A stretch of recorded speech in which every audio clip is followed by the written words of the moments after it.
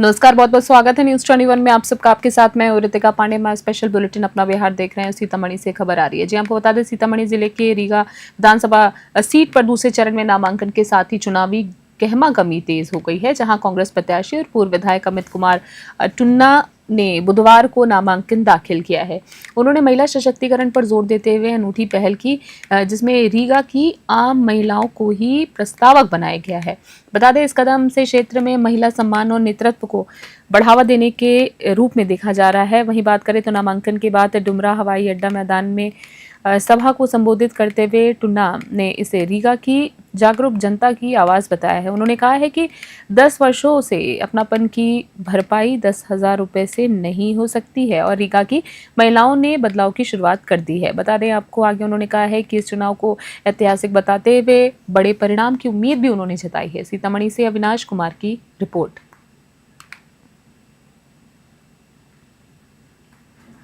देखिए, हमेशा से हम कहें कि पहला एजुकेशन प्लस पलायन रोकना है। इस बार हमारा टारगेट यही है।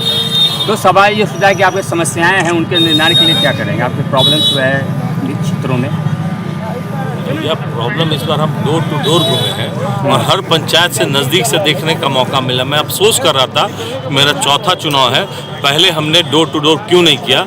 अब दिख रहा है कि पंचायत की स्थिति कैसी है और मन में एक ग्राफ और डिज़ाइन बन चुका है कि क्या हम करेंगे आगे तो पंचायत अच्छा होगा। भले 2 ही 4 पंचायत ठीक करेंगे। महिलाओं का समर्थन लिए हैं, क्या कहेंगे?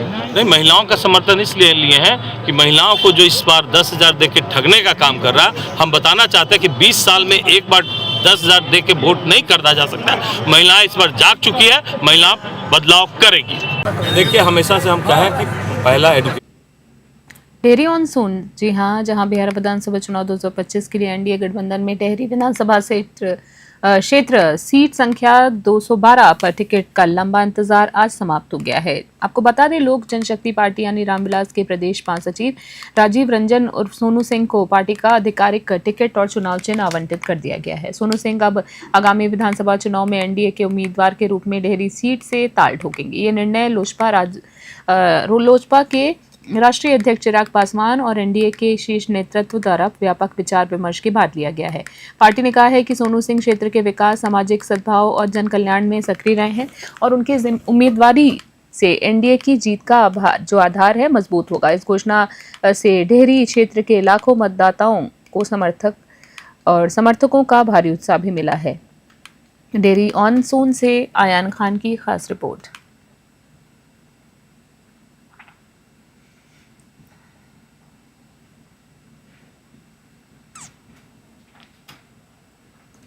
मधेपुरा से खबर देख रहे बुलेटिन में, जहां आगामी विधानसभा चुनाव को लेकर जनता दल यूनाइटेड यानी जदयू की प्रत्याशी कविता कुमारी साहा बुधवार को पार्टी के चुनाव चिन्ह सिंबल को लेकर मधेपुरा पहुंची हैं।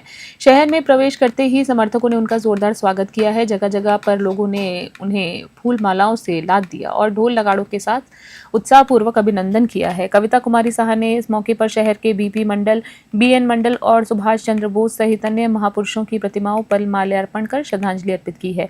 इसके बाद उन्होंने विभिन्न मंदिरों में पूजा अर्चना की है, क्षेत्र की सुख शांति की और समृद्धि की कामना की है। मीडिया से बातचीत में जदयू प्रत्याशी ने कहा है कि जिस उम्मीद और विश्वास के साथ बिहार के विकास पुरुष मुख्यमंत्री नीतीश कुमार ने मुझ पर भरोसा जताया है, मैं उस पर पूरी तरह से खरा उतरने का प्रयास करूंगी। मधेपुरा से अमन आनंद की रिपोर्ट।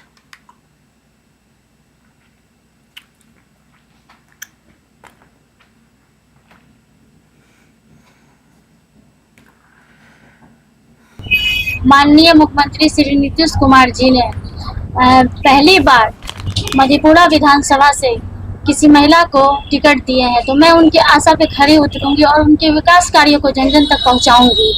और मैं सभी मधेपुरा विधानसभा वासियों से कहना चाहती हूं कि मुझे भारी से भारी मतों से विजयी कराएं।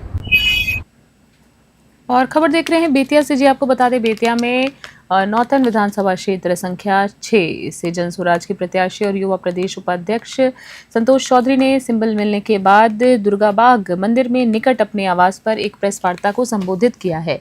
बता दें कि संतोष चौधरी 20 अक्टूबर को अपना नामांकन दाखिल करेंगे। उन्होंने जन स्वराज के सूत्रधार प्रशांत किशोर के प्रति आभार व्यक्त किया और उनके विश्वास पर खरा उतरने का संकल्प लिया है। चौधरी ने मौजूदा विधायक रामनारायण प्रसाद माना जा रहा है कि भाजपा से पर सीधा तंज कसते हुए आरोप लगाया है कि उनके कार्यकाल में नौतन बरैयात विधानसभा क्षेत्र का कोई चतुर्दिक विकास नहीं हुआ है और नारायणी नदी पर पुल नहीं बन पाया है। उन्होंने विधायक के बेटे पर ICDS अधिकारियों से कमीशन खोरी का भी गंभीर आरोप लगाया है। उन्होंने भाजपा पर मंदिर मस्जिद की ओछी राजनीति करने का आरोप लगाया, जबकि जनसुराज को जनता के सही मुद्दों पर बात करने वाला बताया है। बेतिया से सत्येंद्र श्रीवास्तव की रिपोर्ट। मधुबनी से खबर देख रहे हैं जी। आपको बता दें, मधुबनी जिला अंतर्गत मधेपुर प्रखंड की रहुआ संग्राम पंचायत में संत शिरोमणि बाबा लक्ष्मीनाथ गोसाई के सिद्ध स्थल पर शिव महारुद्र यज्ञ का आयोजन किया गया है। ये यज्ञ 8 अक्टूबर से शुरू होकर 18 अक्टूबर तक चलेगा। यज्ञ की तैयारी काफी जोर शोर से चल रही थी, जिसकी शुरुआत 8 अक्टूबर को सैकड़ों कन्याओं द्वारा भव्य कलश यात्रा के साथ हुई है। साथ ही साथ आपको बता दें, ये स्थल बाबा पारसमणि नाथ के प्राचीन शिवलिंग के कारण विख्यात है। पुजारियों के अनुसार इस स्थान पर संत शिरोमणि बाबा लक्ष्मीनाथ गोसाई के घोर तपस्या के बाद सिद्धि प्राप्त हुई थी, जिसके कारण इसे सिद्ध स्थल माना जाता है। इस आयोजन में शिव महारुद्र यज्ञ के साथ साथ शिव महापुराण कथा का भी पाठन किया जा रहा है। यज्ञ का आयोजन बाबा पारसमणि नाथ मंदिर कमेटी और पंचायत के युवा शक्ति द्वारा संयुक्त रूप से किया जा रहा है, जिसमें देश प्रदेश और श्रद्धालुओं से अधिक संख्या में आकर जो लोग हैं पुण्य लाभ लेने का उनसे आग्रह भी किया गया है। मधुबनी से विकास झा की रिपोर्ट। अरवल से खबर देख रहे हैं, जहां आपको बता दें, जहां बिहार विधानसभा चुनाव 2025 की घोषणा और आदर्श आचार संहिता लागू होने के बावजूद अरवल जिले के कुर्था प्रखंड में इसका खुलेआम उल्लंघन किया जा रहा है। वरीय अधिकारियों के सख्त निर्देश के बावजूद कुर्था के अधिकारी इस मामले में लापरवाह बेखबर बने हुए हैं, जिससे आचार संहिता की धज्जियां उड़ रही हैं। कुर्था में सरकारी भवनों, सरकारी शौचालयों, कब्रिस्तान की दीवारों और बिजली के खंभों पर विभिन्न राजनीतिक दलों के पोस्टर चिपकाए गए हैं, जिन्हें अब तक हटाया नहीं गया है। भारत निर्वाचन आयोग ने 6 अक्टूबर 2025 को चुनाव कार्यक्रम की घोषणा के साथ ही आदर्श आचार संहिता को तत्काल प्रभाव से लागू करने के निर्देश दिए थे। बता दें आपको, आयोग ने स्पष्ट निर्देश दिया था कि सरकारी, सार्वजनिक और निजी संपत्ति के विरूपण डीफेसिंग को तुरंत हटाया जाए। निर्देशों की कड़ाई से अनुपालना की शिकायत की जाए। निगरानी प्रणाली कॉल सेंटर नंबर 1950 भी स्थापित की गई है, जो 24 घंटे और 7 दिन कार्यरत है। बता दें, लेकिन कुर्था के स्थानीय अधिकारी इस पर कोई संज्ञान तक नहीं ले रहे हैं। अरवल से रंजन कुमार की ग्राउंड रिपोर्ट।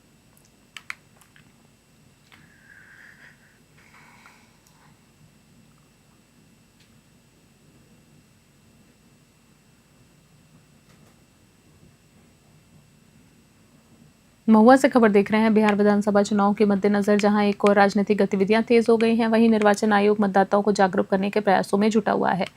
इसी क्रम में वैशाली जिले के महुआ में मतदान जागरूकता को लेकर एक विशेष रैली का आयोजन किया गया है, जिसमें छात्रों और शिक्षकों ने उत्साहपूर्वक भाग भी लिया है। हाथों में तख्तियां लिए छात्र शहर के मतदाताओं से लोकतंत्र के इस महापर्व में भाग लेने की अपील कर रहे थे।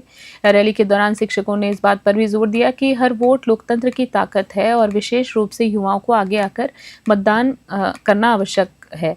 ये रैली मतदाताओं को उनकी जिम्मेदारी का एहसास कराने और मतदान प्रतिशत को बढ़ाने के उद्देश्य से निकाली गई थी। महुआ से वैशाली से राहुल चौधरी की खास रिपोर्ट। सीतामढ़ी से खबर देख रहे हैं। सीतामढ़ी विधानसभा क्षेत्र से जनसुराज के उम्मीदवार हाजी जियाउद्दीन खान ने प्रेस वार्ता कर अपना दर्द साझा किया है। उन्होंने बताया है कि उन्होंने अपने जीवन के 30 साल विभिन्न राजनीतिक दलों में विभिन्न पदों पर रहकर कार्य किए, परंतु किसी भी पार्टी ने उन्हें अब तक टिकट नहीं दिया है। बता दें, इस निराशा के बाद वह प्रशांत किशोर के जनसुराज के उद्देश्यों से काफी प्रभावित हुए हैं तथा उस दल में शामिल हो गए हैं। सीतामढ़ी से अविनाश कुमार की रिपोर्ट।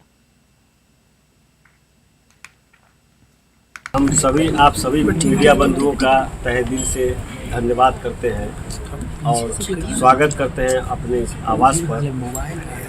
आज का यह पीसी हमको जनसुराज ने सीतामढ़ी 28 विधानसभा सीतामढ़ी से प्रत्याशी बनाया है और प्रत्याशी बनाने का क्या मकसद है इस विधानसभा चुनाव में। हम जैसे कार्यकर्ताओं को 30 साल मैंने जनता दल का खिदमत किया और हमको मौका नहीं मिला।